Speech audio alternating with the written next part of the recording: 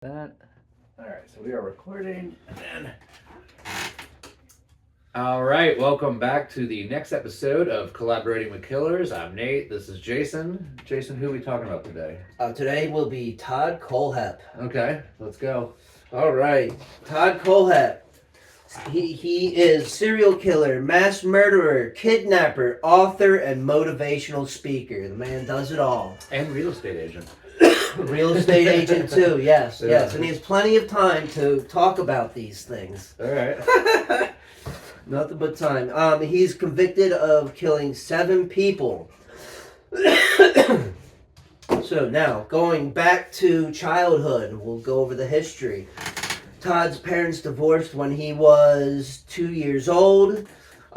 People noticed that he was troubled at a very early age. He broke other kids' toys and was physically aggressive towards other kids. And people remember that as early as nursery school. Cool. So yeah, He was the bad kid. was the bully. Yes, he was. Yup. So at age 9, they sent him to counseling. And his counselor described him as being explosive and preoccupied with sexual content. At 9. At 9. Good for him. Yeah. Came in early. Yeah. Yeah, he's a real go-getter. Motivated. He was also known to shoot dogs with BB guns. Not cool. Not Pour cool. bleach in fish tanks when he was a kid, which is very typical for a lot of killers. Like harming abuse. animals? Yeah, Yeah. abusing animals. That's usually the first time. Yeah, one of them. Yeah. Todd's dad said that he was only capable of 2 emotions: anger and madness. Dad's and that's also his dad taught him how to make bombs, and was a big firearm collector. Not that those things are wrong, but if you have a troubled child, Yeah. maybe don't show him how to blow the house I don't up. think maybe. What kind of bombs? Do you know? I don't think it particularly went what into kind? specifics. Yeah, it doesn't mean illegal. Like you know. C4 or... Okay, so, and here's where the real trouble, the legal trouble begins. November 1986, Todd is age 15, and Todd kidnaps a 14-year-old girl at gunpoint, brings her home, ties her up, sexually assaults her, takes her home, threatens to kill her whole family if she tells anyone what happened. Wow. Luckily, she told. So she took her to his house? Yeah. Where I guess parents I went home? don't know. I did not find that information. I'm Interesting. sure his parents did not know about that. Well, Did his he- parents would have been split up by then, so I'm sure. And Yeah. then was this, not to go too deep into it, but do you know, did he know who this girl was, or is this a He rando? He did. This is like from he's school? somebody he knew. He's like, yeah, Oh, jeez. I want to do. I want what I want. Yeah. So he's convicted of kidnapping, and he's sentenced to 15 years in prison, and he was now a registered sex offender. So at 15 years, he ends up doing, I think, 14 of those years. Oh, wow. So yeah, so he's he's- institutionalized right off the get-go. And doesn't Which get- is weird because he gets out, Yeah. and he's still doing his shit and manages to stay out of jail for a while. So he got out like, what, 29 years old? Yeah. Wow. Yeah. Just released to the streets. Maybe he did. Yeah. So, okay, a judge said Todd was very bright, but yeah, everyone says he's smart. Mm-hmm. And he can Usually talk. they The are. gift of gab. So, like, Yeah. you know what I mean? It's the awkward ones that can't talk where, like, people can be like, I don't know, stay away from him. Yeah. But that's the guy that's friendly, and, like, those are the ones that are scary. Yeah, Ted they Bundy, slip into the charismatic, wild, and, he was very bright, but behaviorally and emotionally, he was dangerous and most likely could not be rehabilitated. Bless you, yeah. In 2001, Todd is released from prison after serving 14 years. And this is where his smarts. Todd gets a bachelor's degree in science, business, administration, and marketing. He lied about his prior convictions for businesses, etc., to everyone. Sure. Anyone that brought it up, he had no problem. Like, you know, I was the victim. It was circumstance. It's real easy to spin tales around. Yeah. Well, I mean, 2001, you could still access the internet, but You could, and I don't know what the exact details are. yeah, People are good at lying. Like, they said this a lot and of that. people don't do background checks. Yeah. Oh no, they don't. Yeah, a lot of people don't bother. Like, if you don't tell them, they don't look. They didn't at my job. Not that it would affect my being hired. Not a felon. I was just a drug addict. But anyway, getting off track. Todd ends up he's very successful realtor. He ends up having 12 realtors working for him, and he's recognized as a top-selling agent in the Carolina region. So with all these dark desires, he is just nailing it on life, like successful, well-doing, emotionally stable guy. Yeah, he acquired a private plane license, so he was flying jets around, or not jets, but private planes around. He could move anywhere. He had properties everywhere. Nobody asked him about his schedule. He could just sit there and think of what the hell he wanted to do. Yeah. So his behavior disturbed the local waitresses at the local Waffle House so much that a male cook started taking his order. And one of those waitresses ended up being one of the victims they found on his property later. Wow. So good old Waffle House. Yeah, he really seems to, for a lot of killers, they don't want to have any relation to the victim because it traces you. And Todd was killing people he knew. Yeah. Just making them disappear. Yeah, that's usually the case is, Yeah.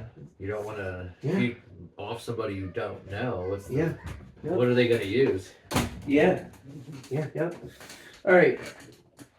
So, okay, here we go. November 6th, 2003, the Superbike Motorsport, the bike shop. 4 victims were found dead, shot in the head at the Superbike motorcycle shop, and the killer was never identified. So, I think we were talking about this. Yeah, we were talking about this a little bit ago. So, what, these people pissed him off or something?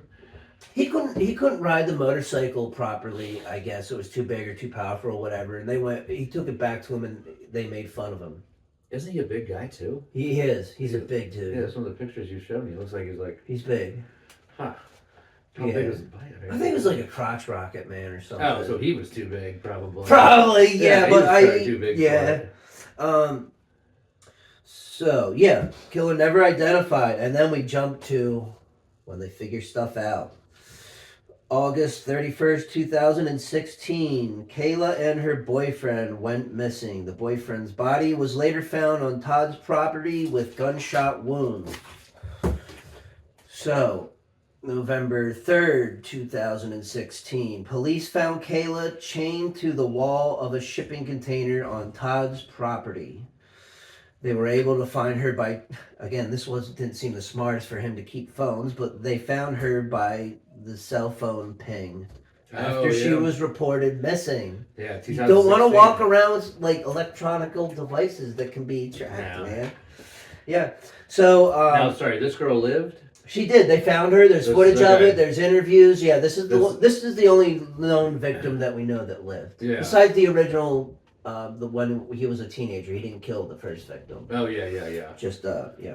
So he's got them kidnapping charges. Yeah. So, here we are. Todd had, she told police that Todd had shot and killed her boyfriend. Then she said Todd showed her the other victims' graves.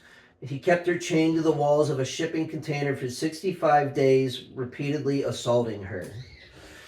2 more victims were also found on Todd's property after his arrest, the husband and wife that he had done business with in the past.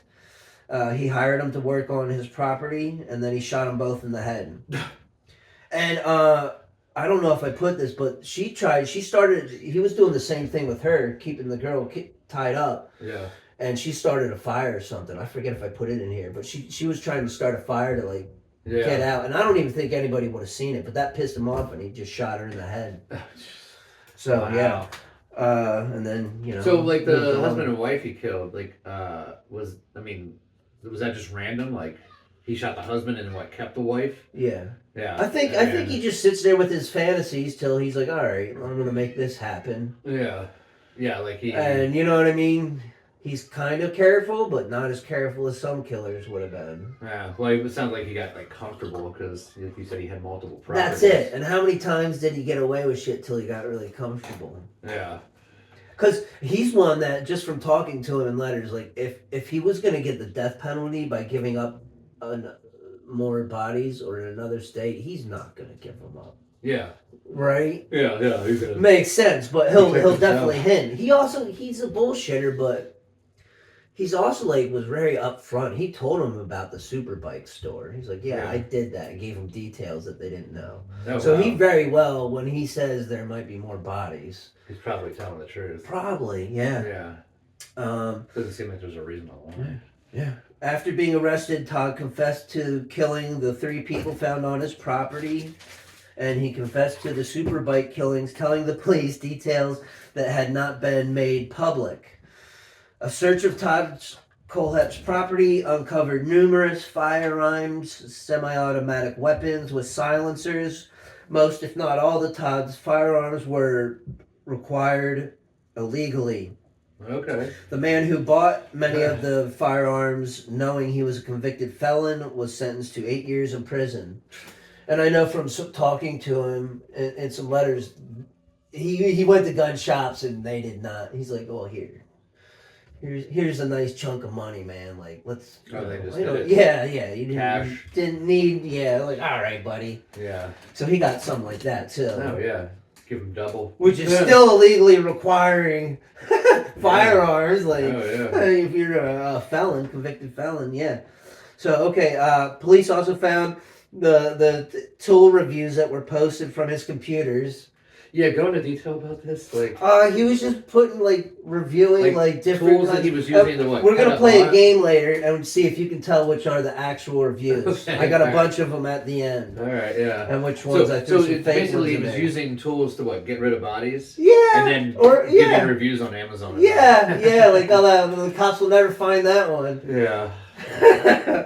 Yeah, That's wild. just for the hell of it, putting his business out there. Another thing that some killers wouldn't do. No, You got the Zodiac and shit, but seemed more. It almost seems like it's like to him it was like a nobody, like almost like a game, in that like nobody's gonna like. He was read cracking this himself and, up. Yeah, nobody's gonna read this. Very, and be very like, full "Oh, of call himself. cops."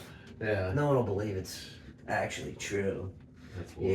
Yeah. And he signed it me, but still, like we were saying, it's easy Yeah. enough to track that shit. Yeah. So after he was arrested, Todd confided in his mother that he had many other victims the police didn't know about. When his mother asked him how many more victims, Todd said, "You don't have enough fingers to count them." And he has always alluded to the fact that he has remaining unfound victims. He also appears as a person of interest in a bank robbery triple homicide that took place 6 months before the Superbike murder. Okay. So they just fit That's his the MO same- and Does that fit his MO? I feel like that's a little like. I don't know if one of them pissed him off. He said that he didn't do it. Yeah. You know what I mean? Like, just like the bite, like, it seems like. So he says got he has mad. other murders, but he said he didn't do that Yeah, like, one. if he was mad, he would go kill you, but he doesn't seem like a, well, I need Yeah, but just money, so I'm gonna go. Yeah, but what if somebody at the bank pissed him off? Yeah. And he's like, okay. I guess 'Cause, I'm already here. you know what I mean? Let's rob it. Yeah. Yeah. Interesting. It's very possible. Because, he came back. He planned the Superbike. Like, he got pissed off and he's like, stewed on it until he fucking drove back and fucking took them all out. Lit him up. So it could have been that. It's possible. Yeah. Because now the that he did Superbike, that was after he got out of jail for the 14 years. Yeah. So he would have been like in his mid-30s. Yeah. Okay. That's wild. Yeah.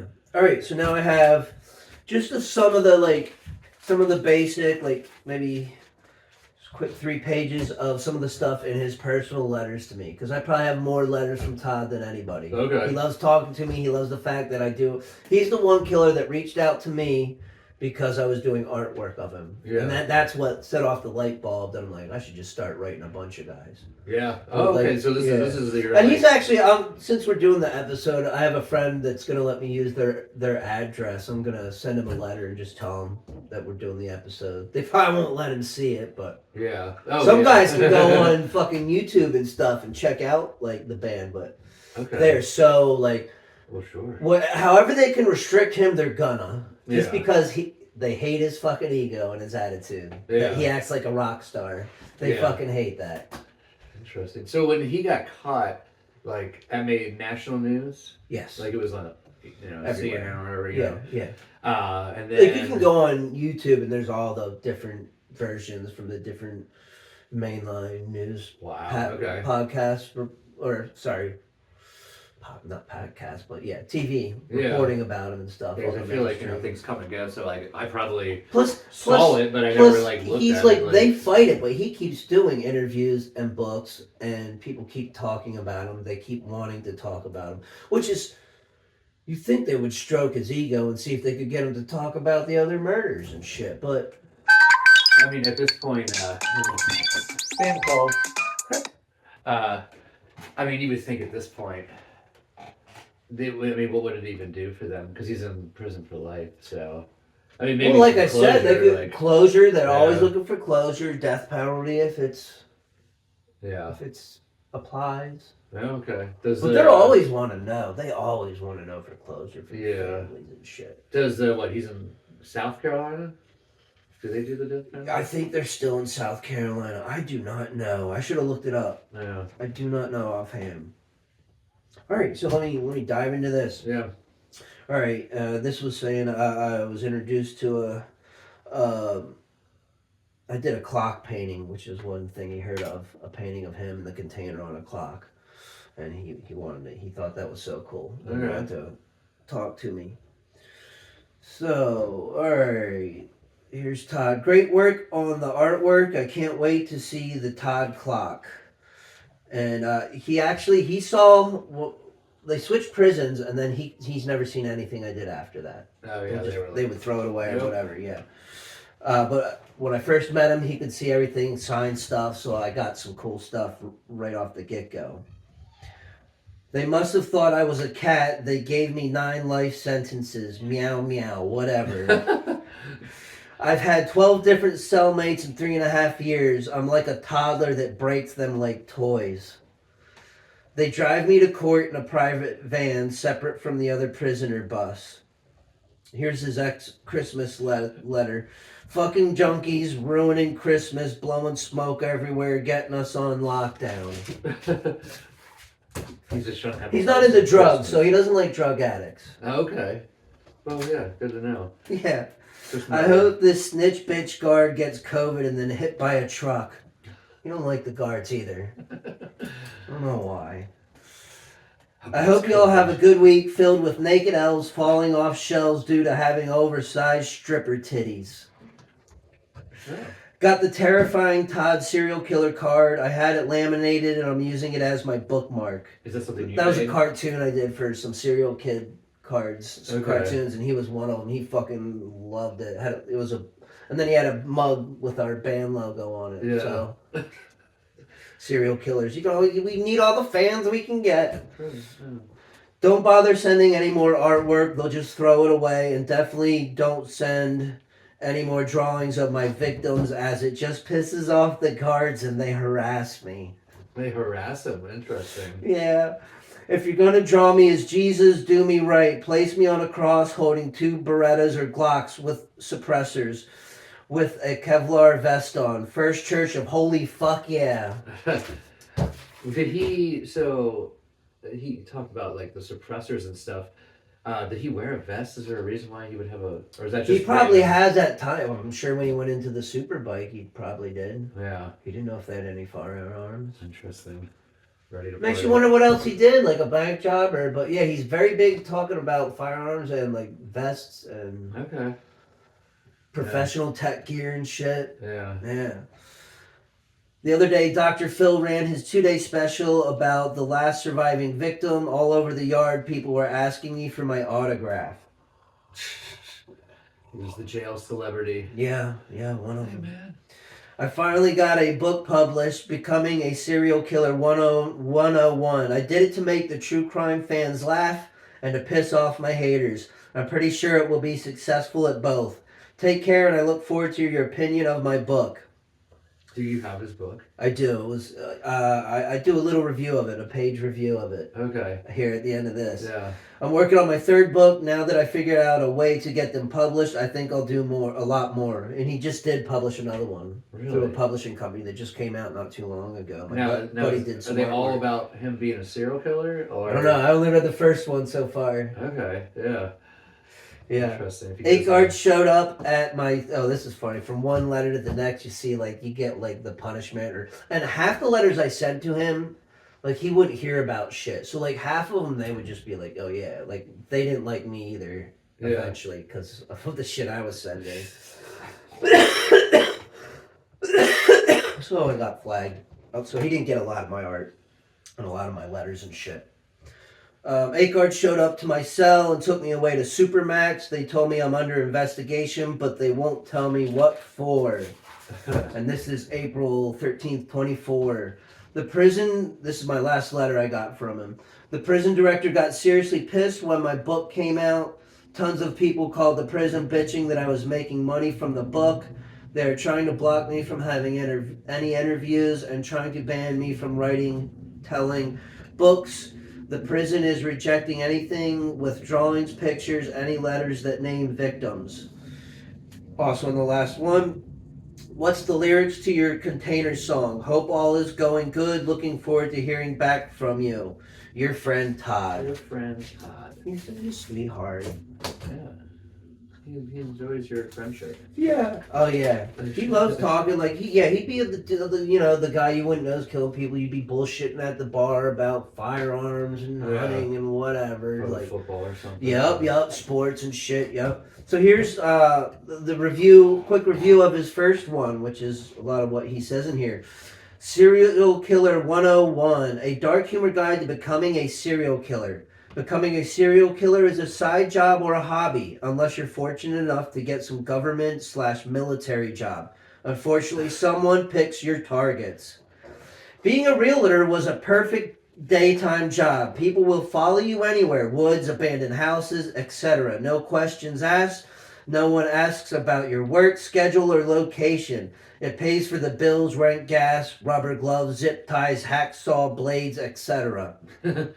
How about get in touch with your inner Dexter? Social media is a great way to get information on victims. All these asshole keyboard warriors, political views posted, anti-guns, daily schedules, etc. Leave the kids alone. Remember, that man is a goal on your scoreboard, but he's some little kid's daddy. Move on. He's very big, like some killers and a lot of people, on you fuck up somebody, don't do it to kids. Yeah. So I'll give you that. It's very nice. There has to be some sort of yeah. So you didn't target kids, did nothing racial, and you didn't eat anyone? Check no on all of them. You did check no, right? For added fun, sing Itsy Bitsy Spider loudly while you're in your cell. Fans want to say hi and you want to say hi to their moms. History will post the grades. Class dismissed. No, that's like he wrote this, or this is that's the stuff he wrote in his book. That's just some of the stuff I took out of the first book he wrote. So in the book, is it like 101? Like, what does he talk about? Is he trying to teach you how to be a serial killer? Not really. It's a very humorous, sarcastic take on when the cops come and maybe half his experience and just half him going off on tangents of what's possible. Because a lot of the advice he gives in the book, he didn't take. Yeah. Don't do anything out in the open. Yeah, don't sign anything. Yeah. Don't keep cell phones near. Yeah, keyboard warriors, those asshole keyboard warriors, and he was on there fucking going nuts, like. That's hilarious. Yeah. Oh, what? All right, are you ready? I'm ready. So that was his nickname because of the Amazon reviews. His which I think is a dumb one. They always give him dumb names. You know what I mean? Yeah. I mean, like the Night Stalker was cool, but you like Jack the Ripper. Yeah. You know what I mean? So what was his nickname? The Amazon review killer. Yeah, but that's what they called him, and it's because of his really the reviews he left. So I got just a few here. You tell me whether it's an actual Amazon review that Todd left, or if it's one that I fabricated. Okay. All right. All right. Everything he gives gets 4 stars, so he doesn't give bad reviews to tools. Well, he probably would now because he got caught. Yeah. That one zip tie. Yeah. All right. Okay. Chainsaw, 4 stars. Works excellent. Getting the neighbor to stand still while you chase him with it is hard enough without not having an easy to use chainsaw. Let's see that's a good. That is. That's a legit Todd. Yeah. All right, yeah. Getting the neighbor to stand still. Shovel, 4 stars. Works great. I had to dig a few 6-foot deep holes for some people, and the shovel did not bend or break. I'm gonna say that's a you. That is a me. Know me too. I'm doing good. Yeah. Okay, knife, 4 stars. It will be with a quality. Haven't stabbed anyone yet, but I'm keeping the dream alive. I'm gonna say that's a him. That is a him. All right. Good job. All right. Okay. The FBI should hire me, man. They should. Great, yeah. Well, with this podcast, you might be on some sort of watch list. Oh, true. Yeah. All right. Bags of lime, 4 stars. Quality product. Burning someone with this on top, and there's no way the canines are gonna find it. Let me say that's a him. That was a me. I got you with one. All right. 2 more. Knife handle. It's blacker than my soul and priced right. That's a you. That's a him. Ugh, now I'm losing my streak. Yeah, you Never lost. mind FBI. Don't hire me. All right, last one. Padlock, 4 stars. Solid locks. Have 5 on my shipping container. Won't stop them, but it'll slow them down. That's a him.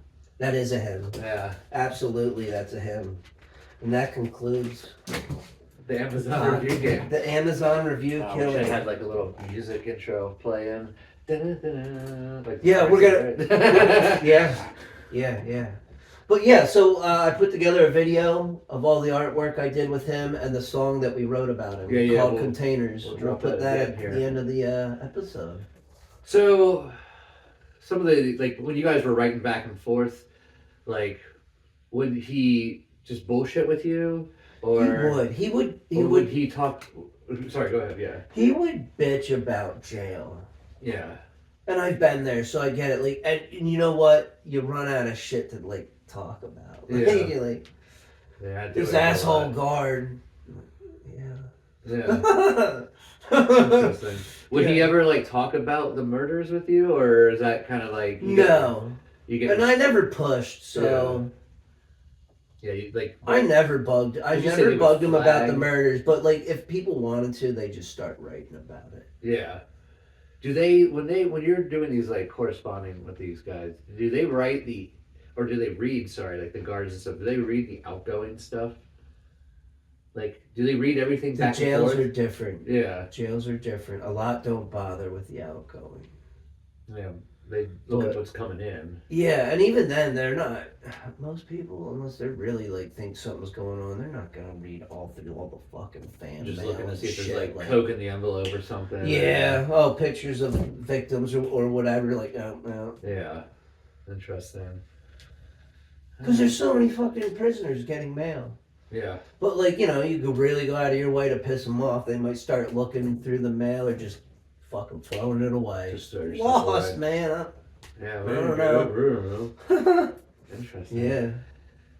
Yeah, I have to see. Dude, when I was the one time when I went to solitary confinement for 3.5 months, they gave you mail if they felt like it. Like I had 2 people die, and I found out way after. Wow. You think like that my grandmother died, and then a good friend of mine died. Wow, at least your grandma, they would be like they would tell you about. I got a letter like 2 weeks later than after it was sent and shit. That's crazy. Yeah. Crazy they would do that. Huh. It's not fun. All right. Well, anything else you want to add into Todd here? I think we're pretty good. Yeah. Well, pretty thorough. you know, obviously we'll throw up some artwork in this video at the end here. Fantastic. Cool. All right. Well, thanks for tuning in, Awesome. and we'll catch you next time. Like and subscribe. See ya. Fantastic.